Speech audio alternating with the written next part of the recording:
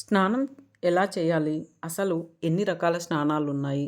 స్నానం అంటే హడావుడిగా 4 చెంబులు పోసుకొని వచ్చేయటం కాదు. కొంతమంది శరీరం తడవకుండా స్నానం అయిందనిపిస్తారు. స్నాన విధి అలా చెయ్యకూడదు. అన్ని స్నానాల కన్నా సముద్ర స్నానం శ్రేష్టం. కారణం ఉప్పు నీటిలో స్నానం ద్వారా శరీరంలోని అనేక మలినాలు పోతాయి. తర్వాతది నదీ స్నానం. ఉదయాన్నే నదీ స్నానం చేస్తే అనేక చర్మ రోగాలు దూరమవుతాయి. నదీ జలాలు కొండల్లోనూ, కోనల్లోనూ, చెట్టు పుట్టాలను తాకుతూ ప్రవహిస్తాయి. అలా ప్రవహించడం ద్వారా ఎన్నో వనమూలికల రసం నదీ జలాల్లో కలుస్తుంది. దానివల్ల నదీ స్నానం ఎంతో ఉత్తమమైనది, ఆరోగ్యవంతమైనది కూడా. మిగిలినది ఇంటి స్నానము. అతి వేడి నీటితో కానీ, అతి చల్లటి నీటితో కానీ స్నానం చెయ్యరాదు.